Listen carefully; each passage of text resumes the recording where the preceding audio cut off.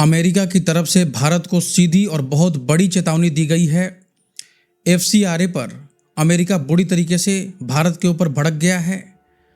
अब सवाल है कि क्या भारत में चर्चों पर भारत सरकार का कंट्रोल होगा, और फिर अमेरिका ने कौन कौन से बड़े सवाल उठा दिए हैं भारत सरकार के सामने, मोदी सरकार के सामने। और एफसीआरए बिल जो है, इससे अंतर्राष्ट्रीय बवाल क्यों शुरू हो गया है, और अमेरिका ने भारत को क्यों अचानक से चेतावनी दी है। भारत के अगर मान लीजिए संसद में कोई बिल पास होता है तो ये अमेरिका को क्यों बुरा लग रहा है, क्यों भड़क गया, क्यों चेतावनी दे रहा है, और अमेरिका क्यों बोला है कि भारत अगर ऐसा करेगा तो रिश्ते बिगड़ सकते हैं। तो विदेशी फंडिंग पर मोदी सरकार का सबसे बड़ा जो एक्शन लिया जा रहा है, इसके कारण अमेरिका क्यों परेशान है, और क्या विदेशी पैसे से भारत की राजनीति प्रभावित हो सकती है, क्या मोदी सरकार को गिराया जा सकता है, क्या तख्ता पलट कराया जा सकता है। इस पूरे खेल को हम लोग विस्तार से समझेंगे और जानेंगे कि आखिर अमेरिका की तरफ से क्या बयान आई है एफसीआरए बिल को लेकर के, और पूरा मामला अब किस डायरेक्शन में बढ़ता हुआ नजर आ रहा है, इसको समझेंगे। देखिए, सबसे पहले समझते हैं कि आखिर अमेरिकी सांसद ने एफसीआरए बिल को लेकर के भारत को कौन सी बड़ी धमकी दी है। तो अमेरिका की सीधी चेतावनी सामने आई है। अमेरिका के सांसद हैं रायली मूर। इन्होंने भारत के एफसीआरए संशोधन बिल पर बड़ा सवाल उठाया, और रायली मूर ने इसे ईसाइयों पर सीधा हमला बताया। उन्होंने कहा कि यह भारत अमेरिका का जो संबंध है, इसे लेकर के एक बड़ा मुद्दा बन सकता है। यह जो संशोधन बिल आ रहा है, ये भारत अमेरिका संबंध को उसके लिए एक बड़ा मुद्दा बन सकता है। और जो रायली मूरे हैं, ये अमेरिका की रिपब्लिकन पार्टी के नेता हैं रायली मूर, और अब अमेरिकी प्रतिनिधि सभा जो है, यूएस हाउस ऑफ रिप्रेजेंटेटिव्स, उसके सदस्य भी हैं। और वे जनवरी 2025 से अमेरिका का जो राज्य है वेस्ट वर्जीनिया, उसके दूसरे संसदीय क्षेत्र का प्रतिनिधित्व करते हैं। तो यानी कि वेस्ट वर्जीनिया में इनकी पकड़ मजबूत है, और वहाँ पर अपने वोटरों को खुश करने के लिए हो सकता है इन्होंने स्टेटमेंट दिया होगा, लेकिन इसके मायने बहुत बड़े हैं, क्योंकि ये जो स्टेटमेंट दिए हैं ये अमेरिका की मानसिकता हो सकती है। ये हाउस ऑफ रिप्रेजेंटेटिव के सदस्य हैं, ट्रंप के पार्टी जो वहाँ पे अभी सत्ता में है उसके नेता हैं, रिपब्लिकन पार्टी के नेता हैं। तो रायली मूर ने आरोप लगाया है कि सरकार चर्च और धार्मिक चैरिटी पर नियंत्रण हासिल कर सकती है। मोदी सरकार के उन्होंने सीधे सीधे बोला कि चर्च और धार्मिक चैरिटी पर नियंत्रण हासिल कर सकती है मोदी सरकार। और यह बयान इस वक्त आया है जब अभी भारत के अंदर संसद के मानसून सत्र चल रहा है, और मामला अब अंतर्राष्ट्रीय चर्चा का विषय बन गया है। तो रायली मूर ने यह भी कहा कि भारत में ईसाई धर्म का इतिहास बहुत पुराना है। उन्होंने सेंट थॉमस द अपोस्टल की भी एक तरीके से उल्लेख की है, और उनकी भी चर्चा की है। तो देखिए, कई लोगों को नहीं पता होगा कि सेंट थॉमस द ये अपोस्टल की क्या कहानी है। तो देखिए, ये जो सेंट थॉमस द अपोस्टल हैं, ईसा मसीह के 12 प्रमुख शिष्यों में से एक माने जाते हैं, और ईसाई परंपरा के अनुसार सेंट थॉमस लगभग ईस्वी सन 52 यानी कि 52 एडी में भारत के मलाबार तट, आज का जो केरल है, वहाँ पे पहुँचे थे, और उन्होंने भारत में ईसाई धर्म का प्रचार किया। इसलिए भारत के कई ईसाई मानते हैं कि भारत में ईसाई धर्म की जो शुरुआत है लगभग 2000 साल पहले सेंट थॉमस के आगमन से ही हुई है, और इसी बात की चर्चा एक तरीके से वो संकेत देने की कोशिश कर रहे हैं, जो अमेरिका के सांसद ने इनका नाम लिया है। और रायली मूर यही कहना चाहते हैं कि भारत में ईसाई समुदाय कोई नया समुदाय नहीं है, बल्कि उसका लगभग 2000 साल पुराना इतिहास है। और इसके बाद उन्होंने कहा कि इतने पुराने इतिहास के बावजूद जो प्रस्तावित एफसीआरए संशोधन, ये चर्चों और ईसाई धर्मार्थ जो संस्था है उसे प्रभावित कर सकता है। आपका जो ये एफसीआरए संशोधन आ रहा है, इनका वही आरोप है कि जो इतने पुराने जहाँ पर इतिहास है जिस चीज़ के, उसे आप क्यों प्रभावित कर रहे हैं। एक तरीके से उन्होंने ये आरोप लगाया है। उन्होंने ये भी कहा कि इतने लंबे इतिहास के बावजूद चर्चों पर भारत सरकार का जो सरकारी नियंत्रण है, इसकी तैयारी हो रही है। और रायली मूर ने कहा है कि यदि यह बिल इसी रूप में पास होता है तो अमेरिका चिंतित होगा। उन्होंने यह भी कहा कि इसका असर दोनों देशों के द्विपक्षीय संबंधों पर पड़ सकता है। और ध्यान देने वाली बात यह भी है कि रायली मूर का जो बयान है वो अमेरिकी सरकार की आधिकारिक नीति में नहीं होता है, लेकिन आप अमेरिका की जो मानसिकता है उसको समझ सकते हैं। अब देखिए, वे एक निर्वाचित सांसद हैं, इसलिए उनका बयान उनका जो राजनीतिक व्यक्तिगत हो सकता है, राजनीतिक और व्यक्तिगत रुख दर्शाता है। और अमेरिका की जो आधिकारिक विदेश नीति है वो राष्ट्रपति और विदेश विभाग यानी कि जो उनका स्टेट डिपार्टमेंट है वही तय करते हैं। तो ये चीज़ आप ये नहीं कह सकते कि पूरे अमेरिका की तरफ से ये स्टेटमेंट्स आ रहे हैं, लेकिन अमेरिका की जो मानसिकता है उसके सांसद क्या सोचते हैं, जो हाउस ऑफ रिप्रेजेंटेटिव का उसमें है, तो इसलिए मैंने ये चीज़ चर्चा करना उचित समझा। क्योंकि देखिए अब FCRA है क्या और भारत में इसकी क्या स्थिति अभी है, फिलहाल क्या बनी हुई है। तो FCRA यानी कि जो फॉरेन कंट्रीब्यूशन रेगुलेशन एक्ट है, यह कानून विदेशी फंड जो भी प्राप्त करने वाले संस्थान हैं उनको नियंत्रित करने की कोशिश करता है। और NGO, जो चैरिटेबल ट्रस्ट है, जो एजुकेशनल इंस्टीट्यूशंस हैं और जो धार्मिक संस्थाएं हैं, इसके दायरे में आती हैं। उन पे ये उनसे सवाल कर सकता है, उनको नियंत्रित कर सकता है। तो विदेशी जो भी चंदा लेने से पहले गृह मंत्रालय से रजिस्ट्रेशन जरूरी होता है। अभी तक ये सब कुछ चलता आ रहा है और यह रजिस्ट्रेशन हर 5 साल में रिन्यूअल भी करना पड़ता है। भारत में कितने संस्थान हैं ऐसे, तो तकरीबन 15 जुलाई 2026 तक बताया जा रहा है कि 14,449 सक्रिय FCRA रजिस्ट्रेशन मौजूद थे भारत के अंदर। यानी उन्हें कानूनी रूप से विदेशी फंड यानी कि जो फॉरेन फंडिंग होता है प्राप्त करने का अनुमति मिली हुई है। अब मान लीजिए कि भारत में कुल 3 प्रकार के संस्थाएं हैं, NGO है, चर्च धार्मिक संस्थाएं हैं, फिर शैक्षणिक जो एजुकेशनल इंस्टीट्यूशंस हैं।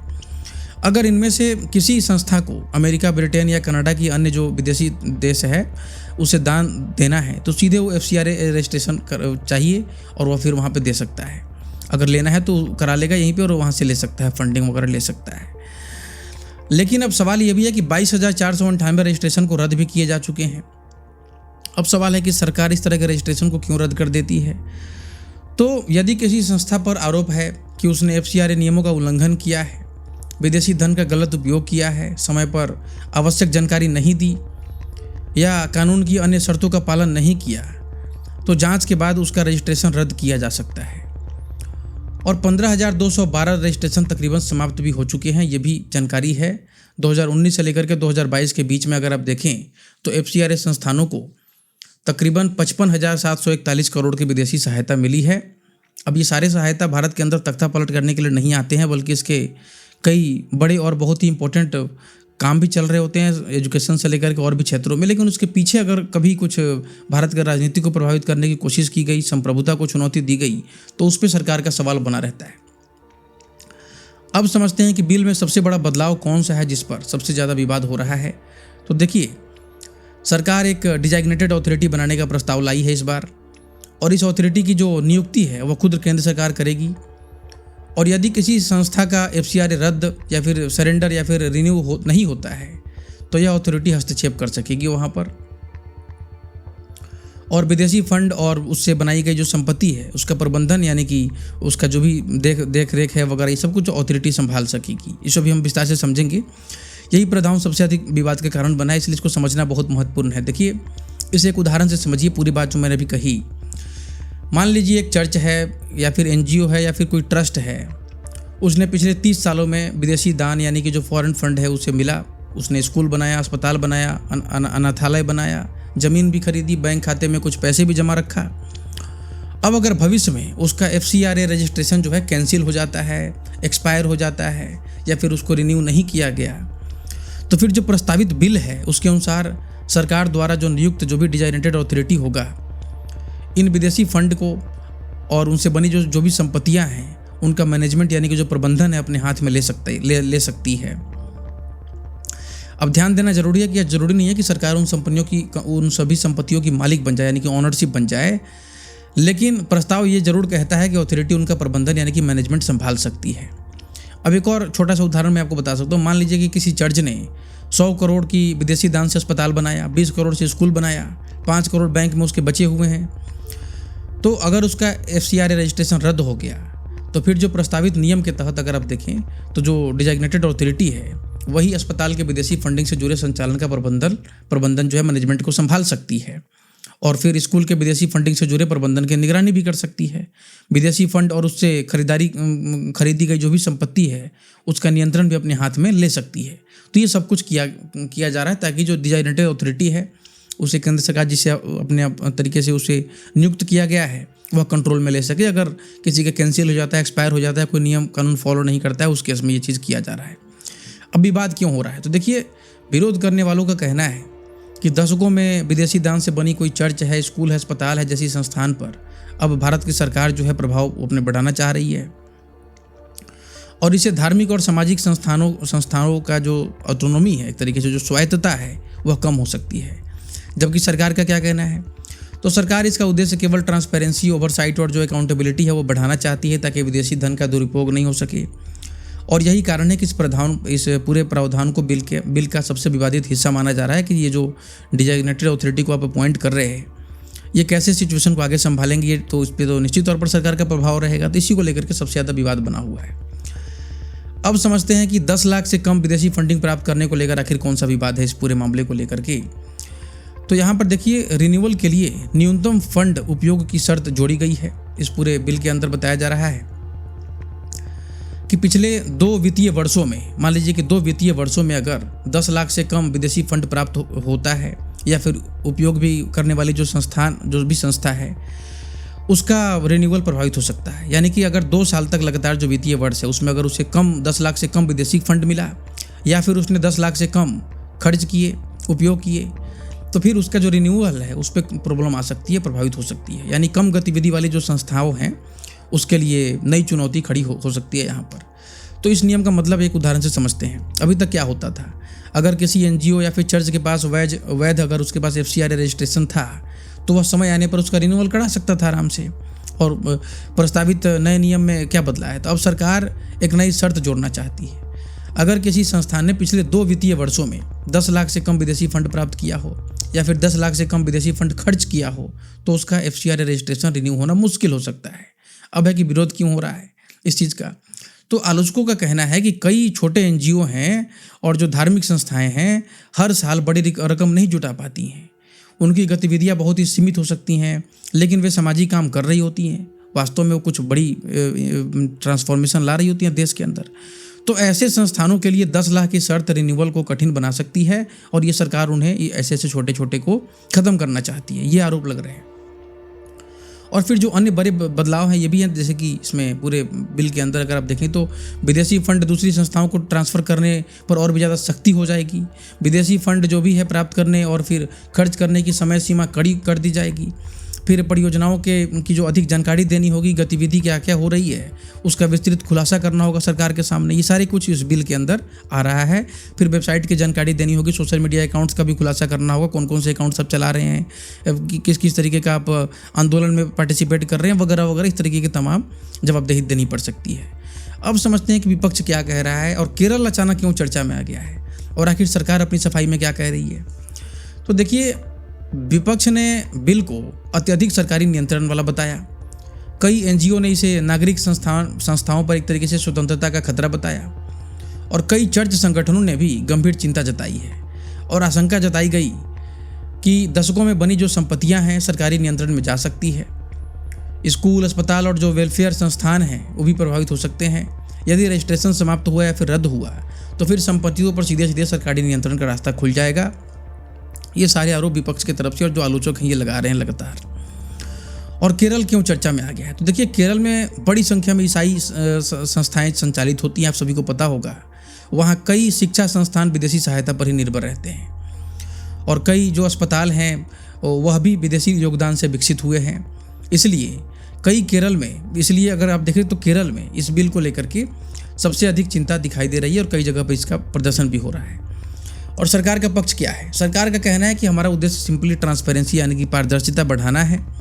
सरकार का कहना है कि विदेशी फंड की निगरानी मजबूत होगी। सरकार का यह भी कहना है कि जवाबदेही सुनिश्चित की जाएगी और विदेशी धन के उपयोग को अधिक यहाँ पर जवाबदेह बनाया जाएगा। तो ये सब कुछ बात है। अब सवाल है कि आखिर कोई विदेशी देश है, मान लीजिए फंडिंग करके हुआ, भारत की राजनीतिक स्थिति को कैसे बदल सकता है? और ये बड़ा सवाल है, क्योंकि आज आप देखें तो अमेरिका, चाइना के पास पैसों की कोई कमी नहीं है।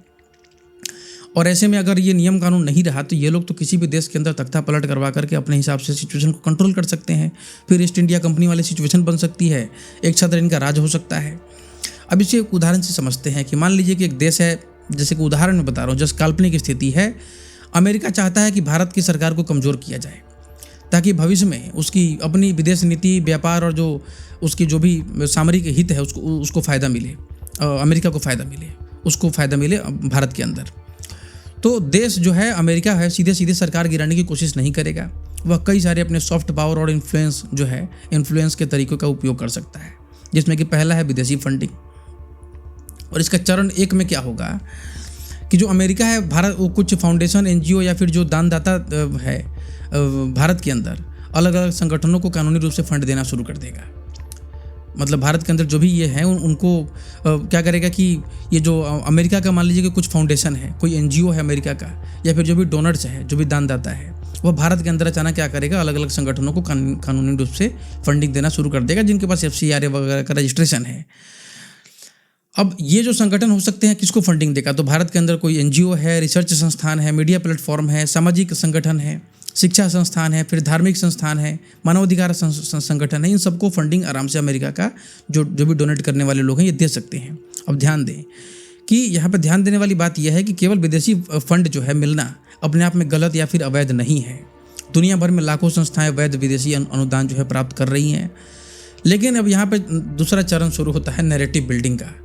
अब कुछ संगठन लगातार ऐसे विषयों को प्रमुखता से उठाने लगते हैं जिसमें सरकार पर दबाव बढ़े। उदाहरण के लिए बेरोजगारी उठाया जाएगा, महंगाई उठाया जाएगा, नीट का मामला उठा दिया जाएगा, भ्रष्टाचार उठा दिया जाएगा, धार्मिक तनाव बढ़ सकता है, मानवाधिकार, पर्यावरण, शिक्षा, अल्पसंख्यक अधिकार को उठाया जा सकता है। इसमें से कई मुद्दे वास्तविक भी हो सकते हैं जो कि रियल में उस देश के प्रॉब्लम है। लेकिन यदि किसी बाहरी शक्ति का उद्देश्य सिर्फ और सिर्फ राजनीतिक प्रभाव बनाना है तो वह इन्हीं विषयों को एक तरीके से अत्यधिक प्रचारित करके और वहाँ पे सरकार के ऊपर दबाव बना सकती है, उसकी कोशिश कर सकती है। आप सभी ने बांग्लादेश के अंदर ही सब कुछ देखा है कि कैसे एक छोटे छोटे मुद्दा को उठा करके वहाँ पे छात्रों को भड़काया गया और फिर स्थिति बिगड़ी। और यहाँ पर एक और चरण ये है कि सोशल मीडिया एम्प्लीफिकेशन की जाती है। अब सोशल मीडिया पर क्या होता है कि इन्फ्लुएंसर्स होते हैं, यूट्यूबर्स होते हैं, एक्स अकाउंट होते हैं, बहुत सारे फेसबुक पेजेस होते हैं, इंस्टाग्राम पे कैंपेन चला दी जाती है और लगातार अगर एक ही नैरेटिव फैलाया गया और जिसमें कि वायरल वीडियोज, हैशटैग, मेमे, इमोशनल कंटेंट ये सब बहुत तेज़ी से फैलने लगे तो फिर सरकार के ऊपर दबाव बन सकता है। जो भी विदेशी देश है, चाहे वो अमेरिका है, चाहे कनाडा, चाहे ब्रिटेन, चाहे कोई भी है, वो भारत के अंदर सरकार के ऊपर दबाव बना सकता है इस तरीके से। और फिर जो है जो कि प्रोटेस्ट सपोर्ट शुरू हो जाता है। कुछ समूह विदेशी प्रदर्शन आयोजित करने लगते हैं यहाँ पर। और फिर यदि विदेशी फंड का दुरुपयोग हो रहा हो तो यह केवल काल्पनिक उदाहरण है। और इसका उदाहरण ये भी हो सकता है कि कई सारे इवेंट आयोजित किया जा रहा है, ट्रांसपोर्ट किया जा रहा है, बहुत इधर से उधर लोगों को ट्रांसफ़र किया जा रहा है, प्रोटेस्ट को ऑर्गेनाइज किया जा रहा है, फिर ऑनलाइन एडवर्टीजमेंट्स चलाए जा रहे हैं, कैंपेन मटेरियल्स को तैयार किया जा रहा है, लीगल असिस्टेंस को दिया जा रहा है जो भी प्रोटेस्ट में जो भी लोग शामिल हैं। तो इस तरीके से ये पूरे फंडिंग का उपयोग या फिर दुरुपयोग दोनों हो सकता है सिचुएशन के अनुसार। अब इसके बाद इंटरनेशनल प्रेशर को भी बढ़ाया जा सकता है। जो भी विदेशी सांसद बयान देते हैं और अभी जो दे रहे हैं अचानक से लगेगा बढ़ने, जब प्रोटेस्ट होने लगेंगे भारत के अंदर तो फिर मानवाधिकार संगठन आ जाएगा, फिर विदेशी मीडिया लगातार रिपोर्ट प्रकाशित करेगा, अंतर्राष्ट्रीय संस्थाएं चिंता व्यक्त करने लगेगी, सरकार पर एक वैश्विक दबाव बढ़ने लगता है ऐसे पूरे मामले में। और यदि पहले से मान लीजिए उस देश के अंदर आर्थिक संकट हो, जनता परेशान हो, E20 वगैरह मामला चल रहा हो, नीट का पेपर से छात्र परेशान हो, जनता नाराज हो, विपक्ष अगर मजबूत हो तो फिर लगातार दबाव बना करके चुनावी माहौल को प्रभावित किया जा सकता है, सरकार को पलटा जा सकता है। और यदि जनता का बड़ा हिस्सा सरकार के खिलाफ मतदान कर दे तो लोकतांत्रिक चुनाव में सरकार बदल सकती है। आप बताइए, अब जनता ने अपना फैसला किया है या फिर विदेशी प्रभाव से यह फैसला हुआ है, अभी कौन बता सकता है। तो ये पूरी बात प्रॉब्लम यहाँ पे आ सकती है। अब है कि इसी कारण FCRA जो है अलग अलग देशों में कानून ये बनाए जाते हैं। कई देशों में ऐसे कानून इसलिए बनाए जाते हैं ताकि जो भी विदेशी फंडिंग है उसका जो भी सोर्स है, स्रोत है, उसको पता किया जा सके, धन का उपयोग घोषित उद्देश्य के लिए ही हो और राष्ट्रीय सुरक्षा से जो भी जुड़े हुए जोखिम है वो कम से कम हो सके, और चुनावी और जो राजनीतिक प्रक्रिया है उसमें बाहरी हस्तक्षेप रोका जा सके, जो भी ट्रांसपेरेंसी और जवाबदेही उसको बनाया जा सके। इसलिए FCRA जैसे कानूनों का घोषित जो उद्देश्य है वो विदेशी धन के प्रवाह की निगरानी और नियमन करना है। तो ये मैंने आपको बताया कि कैसे आज अमेरिका जो चेतावनी दे रहा है, आज डेमोक्रेसी है भारत के अंदर, इस सब चीज़ को लेकर के। चाइना के अंदर तो कोई फ़र्क ही नहीं है, चाइना को ये सब कोई बोलने का तैयार नहीं, वो डेमोक्रेसी के एक्सेप्ट नहीं करा, उसे पता है कि ये लोग ऐसे खेल सकते हैं वगैरह। अब मैं ये नहीं कह रहा हूँ कि कोई बड़ा आरोप नहीं। देखिए, भारत के अंदर लंबे समय से डेमोक्रेसी है, सब कुछ है, अमेरिका प्रयास करता रहता है, ऊपर नीचे होता रहता है, लेकिन फिर भी भारत के अंदर जो समझबूझ है, जो हमारा स्ट्रक्चर है वो बहुत मजबूत है। तख्ता पलट कराना, सेना को भड़काना, छात्रों को भड़काना इतना आसान होता नहीं है। सरकार की तरफ से कई सारे टूल्स एंड टेक्निक्स हैं, सब कुछ हैं जिसके तहत भी सब कुछ की जाती हैं। अब सवाल है कि ये जो अमेरिकी सांसद जो धमकी दे रहे हैं यह किस हद तक सही है या नहीं है, इसके बारे में तो आप लोग खुद ही जजमेंट कर सकते हैं। आप लोग सोच सकते हैं कि ये सही है नहीं है। मैंने आपको प्रॉपर ये चीज़ प्रॉपर डिस्कशन बताई है, इस पर आगे भी चर्चा होती रहेगी, अपडेट्स आती रहेंगी। और फिलहाल इस वीडियो में इतना ही, और फिर मिलेंगे एक और नई अपडेट के साथ। धन्यवाद, नमस्कार।